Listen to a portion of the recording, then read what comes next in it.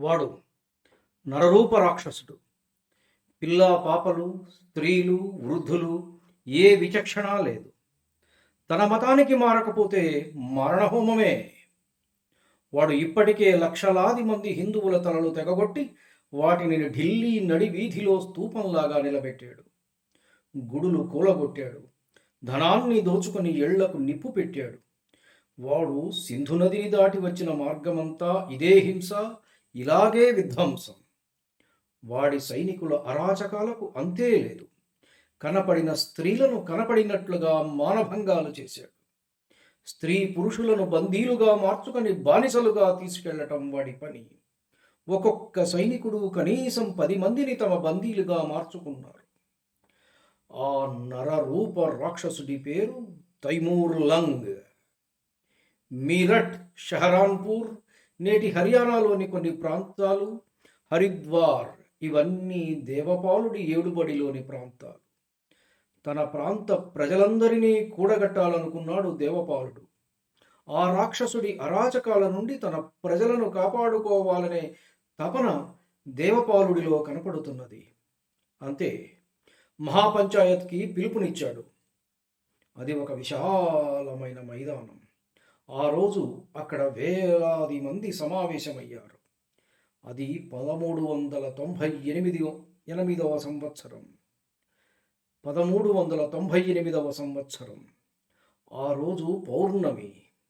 వెన్నెల పుచ్చ పువ్వులాగా విరగకాస్తూ ఉన్నది. మందంగా చల్లటి గాలి వీస్తున్నది. ప్రకృతి ఆహ్లాదకరంగా ఉన్నది. కానీ అక్కడ చేరిన వారెవరూ ప్రకృతి రామణీయకతను ఆస్వాదించే స్థితిలో లేరు. వాడి పయనం ఇప్పుడు మన ప్రాంతాల గుండా. వాడిని ఎదిరించాలి, మనలను మనం కాపాడుకోవాలి. అందరి మనస్సులలో ఇదే ఆలోచన. అక్కడ చేరిన వారిలో గుర్జరులు, ఆహిరులు, వాల్మీకులు, రాజపుత్రులు, బ్రాహ్మణులు, గిరిజనులు ఇందరున్నారు. అందరిది ఒకటే లక్ష్యం, తైమూర్ను నిలవరించాలి. అంతే, అప్పటికప్పుడు నిర్ణయం తీసుకున్నారు.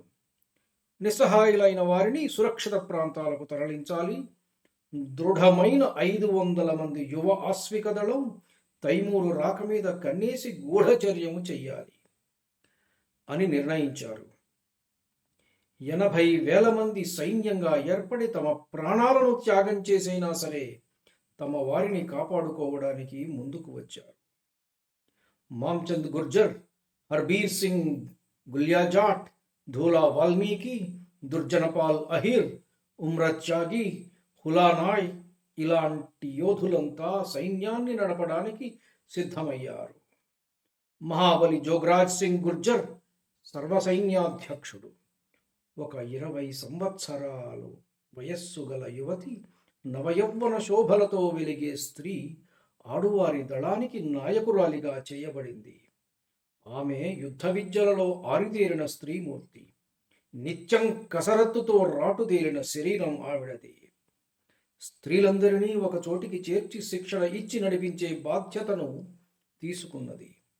ఆమె పేరు రాంప్యారీ గుర్జర్. రాంప్యారీ ఒక ధీర వనిత. ఆవిడకు చిన్నప్పటి నుంచి యుద్ధ విద్యల మీద ఆసక్తి మెండు. ఖడ్గ ప్రహారాలు, బల్లెం విసరడాలు ఇత్యాది విద్యలన్నీ అభ్యసించేది. చివరకు పొలంలో పనిచేస్తున్నా అదే ధ్యాస. కొడవలితో గడ్డి కోస్తుంటే కత్తులతో వైరువీరుల కుత్తుకలు కత్తిరిస్తున్నట్లుగానే భావించేది. తైమూరు మీద దాడికి 40,000 మంది యువతులను పోగు చేసింది. కానీ ఆమెలాంటి యుద్ధ విద్యా నిపుణులు ఎందరు? వారందరికీ అతి త్వరగా యుద్ధ విద్యలు నేర్పే బాధ్యత ఆవిడే తీసుకున్నది. అందరూ ఎదురు చూస్తున్న రోజు రానే వచ్చింది. పచ్చి నెత్తురు తాగే నరహంతక తైమూర్ సైన్యంతో సహా తమ ప్రాంతాలకు దగ్గరగా వచ్చి విడిది చేశాడు అనే కబురు వచ్చింది. వాడి సైన్యం అక్షరాల 140,000. వాళ్ళందరూ అతి క్రూరులు. అయితేనే అది తైమూరు విడిది చేసిన సైనిక శిబిరం. అప్పటిదాకా సైనికులు, సర్దారులు రేపు ఏ ప్రాంతాల మీద దాడి చేసి ఎలా దోచుకోవాలో ముచ్చటించుకుంటున్నారు. రాత్రి బాగా పొద్దుపోయింది. ఎటు చూసినా గాఢాంధకారం. మెల్లగా ఒక్కొక్క గుడారంలోని చమురు దీపాలు ఒకదాని వెంట మరొకటి ఆరిపోయాయి. నిశాకన్య తన నల్లటి జడలు విప్పి ఆ గుడారాల మీద పరచిందా అన్నట్లుగా ఉన్నది చీకటి. ఎటు చూసినా గాఢాంధకారం, కన్ను పొడుచుకున్న కానరాని చీకటి. సైనికులందరూ నిద్రాదేవి గాఢ పరిష్వంగంలో ప్రపంచాన్ని మరచి వేరే లోకంలోకి వెళ్ళిపోయారు.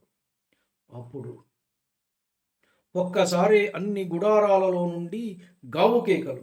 చచ్చాన్రా బాబోయ్, ఏది నా కరవాలమెక్కడా, ఖడ్గమెక్కడా, నరుకుతా, పొడుస్తా అంటూ అరుపులు. కత్తులు పట్టుకోవడానికి లేచిన చేతులు లేచినట్లే నరకబడుతున్నాయి. పడుకున్నవాడి గొంతు పడుకున్నట్లుగానే సర్రున తెగగొట్టబడ్డది. ఎటు చూసినా రుధిరధారలే. ఎంత హఠాత్తుగా సంహారం మొదలయ్యిందో అంతే హఠాత్తుగా ఆగిపోయింది. తెల్లవారి చూసుకునేసరికి వారిలో 10వ వంతు సైన్యం ఊచకోత కోయబడినట్లుగా తేలింది.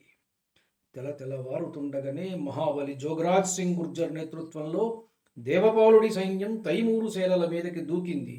దొరికిన వాడిని దొరికినట్లుగా నరికివేసి ఎంత వేగంగా వచ్చారో అంతే వేగంగా వెనక్కి వెళ్ళిపోయారు.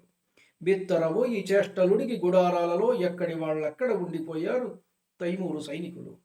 మరల చీకటి పడి రాత్రి బాగా పొద్దెక్కి నడిరాత్రి కూడా దాటింది.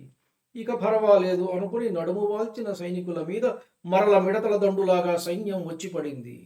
మరల మృత్యుదేవతకు విందు భోజనం. ఇలా 2 రోజులు సాగింది. 3వ రోజు తైమూరు సైన్యంతో ముఖాముఖి. యుద్ధం తీవ్రంగా సాగుతున్నది. తైమూర్ హరిద్వార్ దాకా తరిమి కొట్టబడ్డాడు. అక్కడ కూడా అతనికి గిరిజన విలుకాండ్ర నుండి తీవ్రమైన ప్రతిఘటన ఎదురయ్యింది. 1,40,000 సైన్యం వేలలోకి చేరుకున్నది. ఇక వెనుకకు పారిపోవడం ఒక్కటే దిక్కు. తైమూర్ లంగ్ తన గుర్రం మీద ఉన్నాడు. ఏమి చెయ్యాలో పాలుపోవడం లేదు.